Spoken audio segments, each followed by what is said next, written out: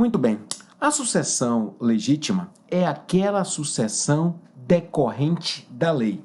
Então, para nós falarmos de sucessão legítima, nós temos que ter em mente o seguinte, que a lei preveu, estabeleceu em algum momento quem vai suceder o de cujos na sua patrimonialidade. Então, perceba só, sucessão legítima é aquela decorrente da lei, quando a lei estabelece quem serão os descendentes.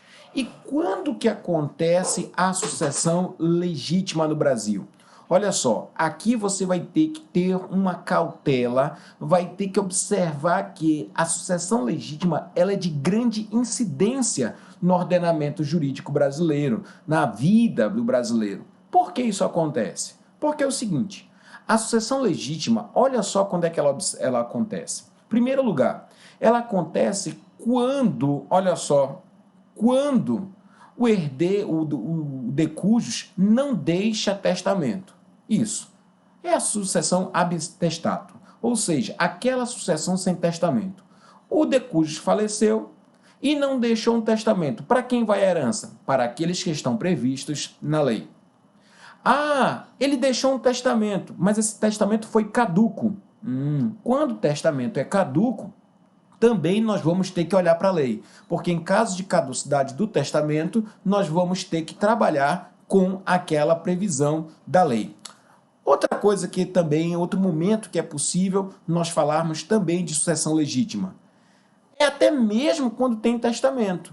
Mas olha só, quando esse testamento, olha só, perceba só, ele não alcança toda a parte, porque nós temos um limite que hoje é 50%, nós não podemos testar mais do que 50%, e ainda que nós venhamos testar mais do que 50%, isso não terá caso, não será considerado como norma lida, ou até mesmo, né, ainda que ele preveja, nós vamos ter espaço para sucessão legítima, ou nós estaremos apenas numa situação hipotética, em que ele deixa os descendentes que estão previstos na lei, mas todos eles foram excluídos.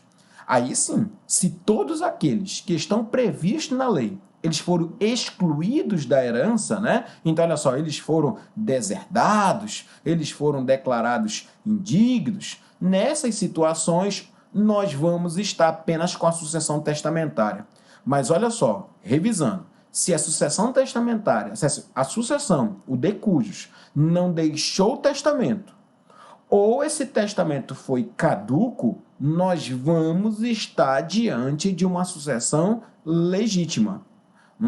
E se ele violou a parte disponível, ele foi além de 50%, nós vamos estar diante da sucessão legítima, porque aquilo que foi além deverá ser reduzido. Então, nós só vamos conseguir a sucessão legítima se não houver os herdeiros previstos na lei, que aí vai por Estado, vai, no caso, municípios, Distrito Federal ou União, que é a consequência da herança vacante, ou valerá o testamento, desde que todos aqueles herdeiros que estão previstos na lei, eles foram excluídos, seja por indignidade, seja por deserdação. Então, você já deve ter percebido que é muito importante o nosso estudo da sucessão legítima. E aí eu quero convidar você a trabalhar com aquilo que está previsto lá no artigo 1786. Olha o que ele diz. A sucessão dá-se por lei ou por disposição de última vontade. Esse é o gênero. Nós temos sucessão decorrente da lei ou sucessão decorrente da última vontade. O que é a sucessão da lei? Sucessão da lei é a sucessão legítima, é a aula de agora. Sucessão de última vontade é o testamento, é uma aula para depois. Olha o que diz o 1788. Morrendo a pessoa sem testamento, transmite a herança aos seus herdeiros legítimos. O mesmo ocorre quanto aos bens que não foram compreendidos no testamento, e ainda nós vamos ter sucessão legítima se o testamento caducar ou for declarado nulo. Então você observa só que o artigo 1786 e o artigo 1788, eles estabelecem para nós as modalidades de sucessão legítima e testamentária, nós já estudamos isso em outro momento, e ele estabelece para nós agora no 1788 quando nós vamos ter sucessão legítima. Vamos ter sucessão legítima quando não tiver testamento. Vamos ter sucessão legítima quando nós tivermos alguém excluído, alguma sucessão, alguma situação em que o testamento foi caduco, foi nulo. E nós também teremos sucessão legítima quando o testamento não alcançar todos os bens que nós estamos ali contemplados. Até mesmo se ele contemplar, cuidado, porque se ele violou a legítima, ele deverá ser reduzido, salvo se alguém foi excluído, foi deserdado, foi declarado indigno. Tudo bem até aqui? Tá bom. Então você já entendeu o que é sucessão legítima, que é aquela que decorre da lei. Você já entendeu também que a sucessão legítima, ela ganha espaço, perceba só, ela ganha espaço quando nós estamos diante de uma sucessão que não se deixam bens. Tá bom. Agora, que não deixam herdeiros, né? Que não deixam herdeiros legítimos, testamentos. Agora, olha só, nós vamos observar e precisar saber agora quem são esses herdeiros que a lei escolheu. E isso nós chamamos de vocação hereditária. O que é a vocação hereditária? É a ordem que a lei chama para herdar. E essa ordem, gente, ela está prevista lá no artigo 1829. Vamos dar uma olhadinha no artigo 1829 e vamos ver o que ele diz. Olha o que ele fala. A sucessão legítima defere-se na ordem seguinte. Perceba só. Aos descendentes, olha só, aos descendentes, em concorrência com cônjuge sobrevivente, salvo se casado com este, falecido no regime da comunhão universal, ou no regime da separação obrigatória, ou no regime da comunhão parcial, e o autor da herança não houver deixado bens particulares. Então, esse aí do inciso 1 é a primeira linha de chamamento da vocação hereditária. Então, olha só, quem é que você chama? Os descendentes em concorrência com o cônjuge, salvo se ele tiver numa dessas situações aí. Depois, o que ele faz? Olha o inciso 2. Não tem descendente, não tem concorrência com o cônjuge, ali não tem, nós vamos chamar quem? Os ascendentes. Então, se não tem descendente, nós vamos para outra linha. Quem é? Agora nós vamos chamar os ascendentes. E os ascendentes em quem? Em concorrência com o cônjuge. Ele não tem descendente e ele não tem descendente. Então vai tudo para o cônjuge. E para terminar, nós vamos para os colaterais. Tudo bem? Então esses são os herdeiros legítimos, são os herdeiros em que a lei escolheu. Descendentes, ascendentes, claro que aí tem o cônjuge sobrevivente também nós temos, e nós temos os colaterais. Gente, o que nós podemos conversar a partir do artigo 1829? Primeira coisa é que nós temos que fazer uma avaliação histórica sobre isso, uma análise histórica. Você pode observar que o descendente é o primeiro a ser chamado. E o descendente, gente, ele é o primeiro a ser chamado por uma regra da vida. A regra natural da vida é que as pessoas, geralmente, elas morrem e deixam seus filhos. Não são os pais que morrem, são os pais que morrem e deixam seus filhos, não são os filhos que morrem e deixam seus pais. A naturalidade da vida é que os pais morram antes dos seus filhos. Então, olha só, é da natureza que os pais também eles queiram deixar algo para os seus filhos. Então, o legislador, pensando nisso, ele pensou que geralmente é o descendente que está desabrigado. Ele fala, primeiro eu vou chamar quem? Os descendentes. Só que aqui eu tenho que fazer uma análise histórica. Por quê? Porque no primeiro momento, lá no Código de 1916, o descendente ele herdava sozinho. O descendente não tinha concorrência de ninguém. Se você observar o artigo 1829 agora, o descendente ele não herda sozinho. Porque ele vai herdar com o cônjuge sobrevivente. A doutrina fala na figura do supercônjuge. O que é o supercônjuge? O supercônjuge agora, ele sai lá de trás e agora ele passa a herdar junto com o descendente. Então você vai primeiro observar o seguinte, parece, olha só, que agora eu já sei que o descendente ele é o herdeiro de primeira chamada, mas me parece que agora o cônjuge ganhou um grande espaço, porque ele passou a concorrer com o descendente. Tudo bem. Só que é o seguinte, ele vai herdar sempre com o descendente? Não. Porque se você observar, O artigo 1829, inciso 1, ele até permite que o cônjuge concorra com o descendente. Só que ele pergunta, ele questiona, ele analisa o regime de bens que o cônjuge está casado para poder verificar se ele vai herdar com o descendente ou não. Presta atenção. Eu não estou dizendo que a gente vai verificar qual regime de bens para verificar se o cônjuge vai ser herdeiro. Não é isso que eu estou falando. O que eu estou dizendo é que a gente analisa o regime de bens para verificar se o cônjuge ele herda com o descendente. Entende qual é a diferença? Então presta atenção nisso. O cônjuge ele é herdeiro. Só que ele ocupa 2 lugares no 1829. Perceba só, ele figura, vamos lá olhar o 1829? Olha só, ele figura no inciso 1 e ele figura no inciso 3. No inciso 3, você pode observar que ninguém está perguntando do cônjuge qual é o regime de bens. Mas para ele figurar com descendente no inciso 1, eu preciso saber qual é o regime de bens em que ele está. Então, meus amigos, o que nós vamos agora começar a perceber? Nós vamos começar agora a analisar qual é o efeito do regime de bens lá do direito de família no direito sucessório. Tudo bem? E onde é que esse efeito está? No inciso 1. Cuidado. Para a gente continuar a nossa conversa, eu preciso abrir um parêntese aqui. Eu não posso esquecer que essa regra do artigo 1829.1, hoje, está escrito cônjuge, mas ela aplica-se também ao companheiro. Tudo bem? Ela se aplica ao companheiro. Eu não estou dizendo para você que o companheiro ele é herdeiro necessário.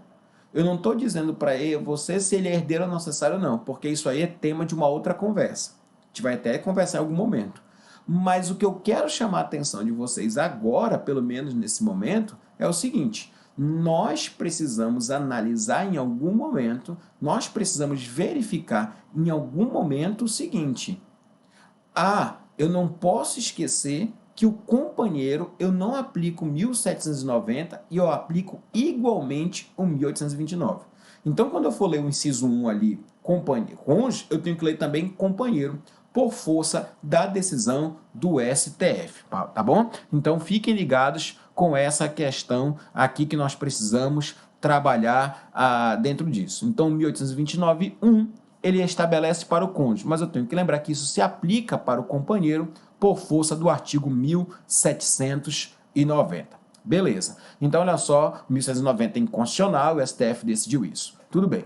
Vamos lá, então, agora, avançar um pouco mais e fazer esses questionamentos que são necessários. Olha só, eu não posso começar a trabalhar a sucessão sem lembrar de uma coisa. Eu não posso confundir. Isso o aluno confunde muito. Meiação com herança. Meiação, gente, é o seguinte: acabou o casamento por divórcio, por viuvez, se houve meiação, né, o Instituto de Direito de Família, se houve um regime de bens que tem meiação, metade é do cônjuge sobrevivente. Não é disso que eu estou falando aqui na aula. O que nós vamos conversar agora é herança. Herança é o direito das sucessões. Então, a primeira coisa que a gente tem que fazer é o seguinte: percebe só. Faleceu, olha para o regime de bens. Nesse regime de bens tem partilha? Tem. Tem meiação? Tem. Então, tira a meiação. Isso é direito de família. Tanto divórcio como viuvez. Tira a meiação.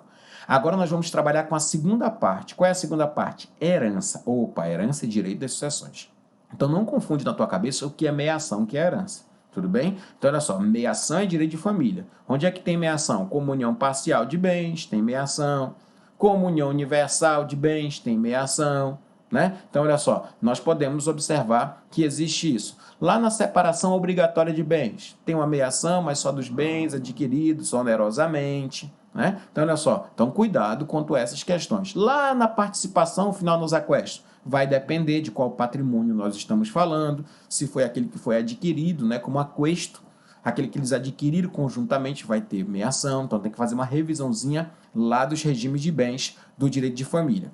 Isso é meiação. Agora nós vamos trabalhar com a herança. Tudo bem. o que acontece com a herança? A herança também pergunta qual é o regime de bens. E isso a gente percebe muito a partir do artigo 1829, né? Então, a partir do artigo 1829, nós vamos começar a avaliar isso. Mas eu peço de novo para você gravar isso, tá? Vai dando um pause e vai fazendo anotações que são importantes. Olha só, eu só verifico o regime de bens na sucessão quando ele concorre com o descendente. Quando ele está herdando sozinho, eu não pergunto qual é o regime de bens dele. Quando ele está herdando com ascendente, eu não pergunto qual é o regime de bens dele. Eu só pergunto qual é o regime de bens no direito das sucessões quando o cônjuge está herdando em concorrência com o descendente. Tá? Então, isso fica esclarecido entre nós. Muito bem, nós verificamos essa questão e agora nós vamos começar a trabalhar, né? Nós vamos começar a trabalhar agora como é que fica a importância de nós trabalharmos com a situação do cônjuge em relação aos descendentes. Então você anota a primeira regra. A regra, gente, é o seguinte: a regra é que o cônjuge ou companheiro ele herda em concorrência com os descendentes. Então pode anotar, essa é a regra. A regra é que o cônjuge ou companheiro, por causa da decisão do STF, que declarou inconstitucional 1790, ele herda com os descendentes. Essa é a regra. E agora nós vamos estabelecer quais são as exceções. Quando é que ele não herda? É o seguinte: primeiro, ele não herda na comunhão universal de bens. Ele não herda na comunhão universal de bens. Por quê? Daqui a pouco eu te conto. Segundo, ele não herda na separação obrigatória de bens. Ele não herda na separação obrigatória legal de bens, aquela lá do 1641. Ele também não herda. E em terceiro lugar, ele também não herda, e agora anota isso com muita atenção, na comunhão parcial de bens. Então, olha só, na comunhão parcial de bens, quando não há bens particulares. Ele não herda na comunhão parcial de bens quando não há bens particulares. Tudo bem? Então verifica o teu caderno. Qual é a regra? A regra é que o cônjuge companheiro ele herda com o descendente. Tudo bem. E a exceção? Ele não herda na separação universal de bens, ele não herda na separação legal de bens e ele também não vai herdar na comunhão parcial de bens. Tudo bem, até aqui eu entendi. Agora, o que nós temos que compreender é o porquê que ele não herda nessas situações. Por que ele não herda nessas situações? E agora nós vamos entender. Vamos lá? Por que o cônjuge não herda com o descendente na comunhão universal de bens? Por que ele não herda? Porque é o seguinte, minha gente. Na comunhão universal, ele já levou a metade de tudo. Comunhão universal a gente não divide tudo? Tudo não é nosso? A gente vai dividir a metade? Então me diz uma coisa, esse cara está bem. Entende o que eu quero dizer? Ele está bem. Ele não precisa do Estado. Ele não precisa do Estado ficar dizendo para ele, olha, coitado, o cônjuge está abandonado. Não, ele já ficou com a metade de tudo. Então, não tem por que ele ser herdeiro. Tudo bem? Então, cuidado com isso. Então, a gente está entendendo agora a razão das exceções. Segunda exceção que eu falei para vocês. Agora, cuidado, tá? Cuidado que eu tenho que observar o seguinte. Na comunhão universal, realmente ele leva a metade de tudo? Cuidado com isso. Não. Tem que lembrar lá do artigo 1668 do Código Civil. O 1668, não sei se você lembra, mas ele estabelece algumas situações em que não haverá meação, preste atenção nisso, o 1668 do Código Civil, ele estabelece algumas situações que não haverá meação na comunhão universal. Pode ir lá no 1668. Então, quando é um bem deixado exclusivamente para um com cláusula de incomunicabilidade, né? Você está lembrando? Então, se ficar um desses bens do 1668, nessa parte, ainda na comunhão universal de bens, haverá sucessão. Então, muito cuidado. Qual é a regra? A regra é que o cônjuge ou companheiro, ele herda em concorrência com o descendente. Qual é a primeira exceção que nós estamos estudando? Ele não herda quando for na separação universal, porque ele já é meieiro de tudo. Mas aqui tem uma pegadinha. Cuidado. Se por um acaso existir alguns bens do 1668, ele vai herdar. Por quê? Porque nesses bens não houve comunhão de bens, não houve meação. Tudo bem? Então fica muito claro essa questão do artigo 1668 lá do Código Civil. Nesses casos aqui, haverá herança, haverá concorrência com o descendente. Por quê? Porque nessa parte ele não meou. Eu sei que é uma expressão meio que estranha, mas eu sempre repito isso tanto na aula de família quanto na aula da sucessão. Onde há meação, não há herança. Onde há herança, não há meação. Onde eu meio, eu não herdo. Onde eu herdo é porque eu não fui meeiro. Tudo bem? Então é bom ficar bem claro. Essa frase ela vai te ajudar muito a raciocinar. Então por que ele está sendo herdeiro? Porque nessa parte não houve meação. Bacana, esse é o estímulo que você deve fazer para o seu cérebro toda vez para trabalhar. Então não esquece, havendo bens particulares lá na comunhão universal, que é difícil, que são esses bens particulares? Só do 668. Nesses aqui haverá concorrência sucessória. Beleza, vamos avançar um pouquinho e vamos chegar agora para trabalhar com a sucessão obrigatória e eu tenho que verificar aqui o que precisa ser observado. Cuidado. Na sucessão da separação legal obrigatória, presta atenção aqui. Olha só, você que já estudou direito de família deve lembrar que aqui a ideia qual é? É não haver meação. Mas por quê? Eu não vou repetir todos os argumentos, mas é aquela tal história, né, do golpe do baú, que a gente acha que o idoso ele não tem mais condições de compreender ele não tem, mas ele está perdendo a senilidade, está tomando o raciocínio dele, então ele está sendo levado em conta pela moça e ela está dando um golpe do baú. Meu Deus do céu, que absurdo isso, né? Então, olha só, então se ela casar com ele, ela vai estar querendo a metade da herança. Só que ela podia falar assim, bem, poxa vida, eu estou sabendo que na separação obrigatória eu não posso ser meeira, mas eu vou casar com ele porque vai que ele morre, né? E aí o que acontece? Eu posso não ser meeira, mas pelo menos da herança eu pego. Tudo bem? Então o que o legislador ele pensou? Eu não vou deixar ela ser meeira, isso está no direito de família, nem vou deixar ela ser herdeira. Ah, entendi. Entendi qual é a ideia. Então, olha só. Então, nessa situação, o legislador não deixa ele ser meeiro, a gente já estudou esse direito de família, e nem deixa ser herdeiro. Coitada. Então, o que ela vai viver? Só de presente. Então, o que ela vai viver é só de presente mesmo, tá? O máximo que ela vai conseguir, né, é partilhar aquilo lá da súmula 377 do STF. Tudo bem? Lembra da súmula 377 do STF?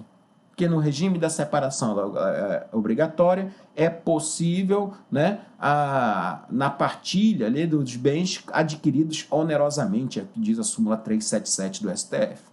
Então, muito cuidado com isso. Então, na separação obrigatória de bens, na aula de direito de família, a gente já aprendeu que não há,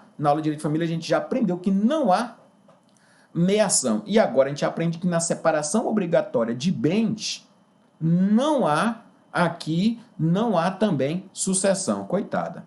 Agora você pode me perguntar, Elon, tu me disseste lá na aula de direito de família que é possível, né, fazer um pacto antinupcial, né, para afastar, né, olha só, essa proibição, né, essa comunhão que está lá na súmula 377. Eles podem fazer um pacto antinupcial para afastar total participação, total comunhão, até nos bens adquiridos onerosamente. Eu lembro disso. Agora, me diz uma coisa. Quando eles fazem esse pacto antinupcial para afastar até essa partilha, deixa de ser regime da separação obrigatória de bens? Não. Continua sendo o regime da separação obrigatória de bens. A única coisa é que, com esse pacto antinupcial, sequer haverá partilha dos bens adquiridos onerosamente. Entendi agora. Então, nem desse vai ter. Não. Mas continua o regime da separação obrigatória? Continua. Continua. Então, continua sem ter sucessão? Continua. Quer ver? Vamos só dar uma olhada no enunciado 634 da Jornada de Direito Civil. Olha o que ele diz. É lícito aos bens que se enquadrem nas situações sujeitas do regime da separação obrigatória, por pacto antinupcial contrato, olha só, de convivência, o regime da separação de bens, olha só, a fim de assegurar, olha só, os efeitos de tal regime, assegura os efeitos de tal regime e afasta a incidência da súmula 377. Ah, entendi. Então, o pacto antinupcial, ele só existe para quê? Para afastar a partilha dos bens adquiridos onerosamente. Não foi isso que a súmula 377 falou? Vai lá na súmula 377, dá um pause e olha a súmula 377. Olhou? Então, vamos continuar. Então, perceba só. Então, o espírito da súmula 377 era só de gerar partilha. De quê? De bens adquiridos onerosamente. É isso que o pacto antinupcial. Mas ele não vai afastar. Então volta. Na separação universal, né, que nós estamos indo agora, não há partilha. Por quê? Porque ele já é meio de tudo. Mas nunca vai ter? Vai ter, quando tiver bens particulares. Mas que bens particulares são esses? 1668. Separação legal de bens. Separação legal de bens não tem meação e não tem herança. Não tem, não. Mas na súmula 377 ela diz que pode haver meação só dos bens adquiridos onerosamente. Ah, é mesmo. Ainda tem que ter prova do esforço comum. Não sei se você lembra lá da aula de direito de família, né? Ainda tem que ter a prova do esforço comum. Isso o STJ decidiu pela segunda sessão. Tá bom. Ah, mas não tem um pacto antinupcial que pode ser feito para quem está em separação obrigatória de bens? Pode, mas esse pacto antinupcial é só para afastar essa partilha onerosa, para deixar tudo separadinho mesmo. O pacto antinupcial não vem para juntar, ele vem para separar mais ainda. Ah, estou entendendo. Então, esse raciocínio a gente não pode perder. Então, na separação obrigatória, não tem herança, ainda que tenha pacto antinupcial, porque o pacto antinupcial só vem para afastar a súmula 377, mas não afasta o regime. Forte isso, até tem o enunciado 634 da Jornada de Direito Civil que a gente estudou ainda agora.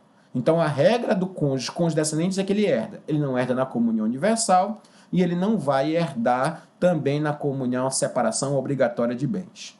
E aí vamos para aquele mais famoso, né, que ele vai herdar na comunhão parcial de bens, só que depois você colocou na exceção que ele não vai herdar. Mas cuidado, vamos lá? Porque na comunhão parcial de bens, ele não vai herdar, olha só, ele não vai herdar se não houver, perceba só, se não houver, olha só, não houver bens particulares. Então, olha só, se não houver bens particulares. Por quê, minha gente? Porque é o seguinte, volta aqui comigo, olha só, na comunhão parcial, olha só, se não houve bens particulares, é sinal que dos bens que tinham, ele já foi meieiro em tudo. Então, se ele já foi meieiro em tudo, não há nada para ele herdar, porque onde meia, não herda. Ah, estou entendendo. Então, na comunhão parcial, você tem que organizar melhor no seu caderno. Na comunhão parcial, você vai dizer, olha, na comunhão parcial, ele vai herdar se tiver bens particulares. Porque, tendo bens particulares, nesses bens aqui não entraram na meiação. Então, onde não entra a meiação, entra a herança. Agora, se foi na comunhão parcial, onde não havia bens particulares, nessa situação aqui, que não havia bens particulares, nós não vamos ter sucessão. Por quê? Porque não tem bens para ele herdar, uma vez que todos os bens existentes ele já foi meieiro, tá? Então vamos, olha só o que eu coloquei aqui no quadro para vocês. Vamos ver? Então, se existirem apenas bens comuns, não haverá sucessão, porque onde há meação, não há herança, não há herança. E se existirem bens particulares? Se existir bens particulares, volta para a regra, ele vai ser herdeiro. Agora, deixa eu te fazer uma pergunta. Elonto me disse que se houver bens particulares na comunhão parcial, ele é herdeiro, não foi isso? Agora me diz uma coisa, ele vai ser herdeiro de quê? Eu acho que você já tem a resposta, né? Ele vai ser herdeiro na parte que ele não foi meio, né? Mas eu preciso mostrar para você que aqui é um dilema, tá? Há uma discussãozinha até na doutrina sobre isso, tá? Então, olha só para mostrar para vocês o que nós temos aqui de julgados. Então, olha o que diz o enunciado 270 da Jornada de Direito Civil. O artigo 1829.1 só assegura ao cônjuge sobrevivente o direito de concorrência com os descendentes do autor da herança quando casados no regime da separação convencional ou do regime da comunhão parcial, final dos aquestos, com os bens particulares. Olha só, hipótese em que a concorrência se restringe a tais bens, devendo os bens comuns, olha só, serem partilhados entre exclusivamente os descendentes. Você está percebendo que esse é o raciocínio que a gente segue aqui, né? Então, olha só, vai ser herdeiro? Vai, mas apenas ligados naquelas questões que estão relacionadas ali, né? Nas que estamos relacionadas aos bens que não foram objeto de meação. Então, ele vai ser herdeiro, mas só nos bens que não foram objeto de meação, vale dizer, nos bens particulares, né? Então, olha só, fica muito ligado com isso. Tem um informativo do STJ que ele também tem o mesmo raciocínio. Olha o que ele diz, vamos lá? Então, olha só. No regime da separação convencional de bens, né? Então, olha só, agora eu quero trazer para vocês, o cônjuge sobrevivente concorre com a sucessão, causa mortes com os descendentes. Então, aqui tem uma situação muito interessante que é relacionada ao regime da separação convencional de bens.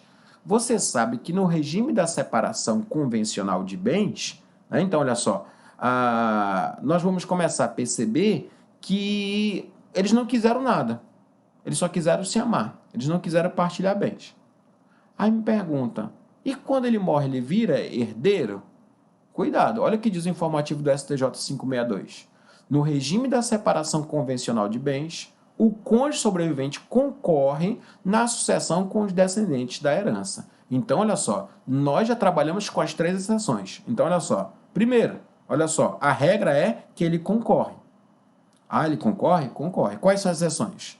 Comunhão universal, separação legal de bens e separação convencional de bens quando não há bens particulares. Agora, não confunde. E a sucessão convencional de bens? E a sucessão convencional de bens? Ele gente, não está na exceção. Então, a separação convencional, separação total, absoluta. Não há meação. Se não há meação em nada, haverá herança. O STJ chegou a analisar isso e você está vendo na tela, olha só. STJ, informativo 562, no regime da separação convencional de bens, o cônjuge sobrevivente concorre na sucessão causa mortis. Na sucessão causa mortis. Tudo certo até aqui? Então, nós já vimos as regras, vimos as exceções e agora eu volto para a regra para poder deixar bem claro para vocês. Cuidado com a separação convencional. Não vai confundir com ela com a separação legal de bens. E para terminar, eu preciso falar do regime da participação final nos aquestos, né? Eu não sei se você lembra, mas no regime da participação final nos aquestos, nós temos 2 bens patrimoniais, 2 massas patrimoniais. Nós temos aqueles bens que foram feitos pelos aquestos, né, que são aqueles que o casal decidiu, né, comprar junto e partilhar. Então, nessas haverá meação. E nós temos os outros bens particulares. O que acontece no regime de participação final nos aquestos? Simples. No que é aquesto, ele é meieiro, né? Então, se ele é meieiro, ele não é herda. E nos bens que são particulares, que ele foi adquirindo durante o casamento, antes e depois, nessa parte ele é herdeiro? Ele é herdeiro normalmente, é um raciocínio parecido com o do regime de comunhão parcial, mas lembrando que no regime da participação final nos aquestos, eles podem ter 3 massas patrimoniais. Cada um continua tendo a sua e ter aqueles bens que são aquestos, que são aqueles que são vistos ao final do casamento. Tudo bem? Então é só um raciocínio. Daí, gente, nós podemos agora fazer um resuminho, né, aqui da nossa aula para a gente poder organizar. E eu coloquei um quadrinho aí na sala, no quadro para vocês observarem. Então repare, olha só, que com o descendente, olha só como é que fica a situação do cônjuge. Na comunhão parcial de bens, em havendo bens particulares, né? Olha só, havendo bens particulares, ele vai herdar. Mas cuidado, não esquece, ele vai herdar apenas nos bens, olha só, ele vai ser herdeiro apenas nos bens particulares. Nos bens que ele já foi meieiro, ele não vira herdeiro. Ele vai concorrer com os descendentes no regime da participação final nos aquestos? Vai concorrer no regime da participação final nos aquestos. Agora, não esquece que ele só vai herdar também naqueles bens que são particulares, tá? O mesmo raciocínio. Na separação convencional, ele vai herdar? Vai. Tem até julgado do STJ. O fato de ele não ser meieiro não quer dizer que ele seja herdeiro. Então, olha só, já que ele não meou nada, pelo menos ele vai ser herdeiro. Pelo menos, tá? Então, não esquece disso. E quando é que ele não concorre? Na comunhão parcial de bens, não havendo bens particulares, lógico, ele já foi meieiro. Na comunhão universal, poxa, ele já tem a metade de tudo, mas não esquece que tem a exceção da exceção, que é o 1668. E no regime da separação obrigatória de bens, ela, coitada, a moça ali, ela não vai herdar, ou ele, né? Pode ser que seja um garotão aí com a Suzana Vieira, né? Não sei alguém. Então, olha só, pode ser aí que ele vai dizer o seguinte: ele não vai ser meieiro, porque a lei não deixa. Ele não vai ser herdeiro também, porque o 1829-1 também não deixa. Né? Tudo certo, gente? Agora fica a nossa crise aqui, né? Fica aqui a nossa análise, que a gente pode observar o seguinte, né? Até coloquei para vocês, né? O perigo, né, que a autonomia privada impor efeitos. Né? Esse é um perigo e uma crítica que a gente tem aqui a fazer, uma reflexão para vocês. Eu compreendo, dentro da minha análise, e aí é um pouquinho do debate, é que a gente poderia também analisar uma questão, até que ponto, né, a decisão de autonomia privada, que é de casar, estabelecendo efeitos patrimoniais. Nós precisamos fazer um corte entre relacionamentos, entre vida existencial, direito de família e sucessões. Na nossa compreensão, acredito que essa não poderia ser uma imposição relacionada ao regime. Acredito que não. Acredito, né, e sou daquela compreensão em que nós deveríamos ter um direito de família discutindo o regime. E aí eles voluntariamente escolhendo. Mas isso não para depois da vida. Acredito que o direito das sucessões ele poderia ter uma análise diferenciada e fazer com que não tivesse uma decisão existencial impor um efeito até mesmo para depois da vida no caráter impositivo, e eu falo isso com maior crítica, de novo, na separação obrigatória de bens. É até estranho, né, gente? É até estranho. Perceba só, na separação convencional você não pode mear, mas a lei não impede de herdar. Agora, na separação obrigatória, impede de mear, impede de herdar. Ou seja, não tem jeito. É uma crítica que deve ser analisada. Isso, né, vai mais além para a convencional. Mas Elon, ele não ia o golpe do baú. Não, faz separação convencional. Né? Faz outra escolha, faz um testamento excluindo. Então, é essa condição que a gente tem que observar. Então, há uma crise total ali com respeito, né, ao idoso, que isso deve ser analisado, até que ponto isso é proteção ou não, porque ainda que ele queira deixar a herança, ele não pode, não é permitido, e é o patrimônio dele. Patrimônio dele, a lei está dizendo, não deixa, ainda que ele queira, nem para fins de herança. Então, faz essa análise aí muito curiosa. Tá? Então, trazendo essa leitura um pouco diferente daquilo que nós conversamos dentro do direito de família. Mas eu jogo mais uma vez o resumo na tela, para que você possa ficar aí com essa imagem. Então, olha só, o companheiro concorre no regime da comunhão parcial em havendo bens particulares, na separação final dos aquestos, na separação convencional. Né? E ele não vai ser herdeiro na separação de bens quando não tem bens particulares, na comunhão universal e na separação legal obrigatória de bens. Tudo certo, minha gente? Essa é a primeira parte da sucessão legítima e a gente só trabalhou com o inciso 1 do artigo 1829. tudo que a gente estudou aqui só está referido ao artigo 1829, inciso 1. Uma aula todinha aqui, um tempão, para falar apenas de um inciso, não é um artigo, um inciso do Código Civil. Preste atenção nele e fica bem ligado, tá bom? Valeu, depois a gente volta.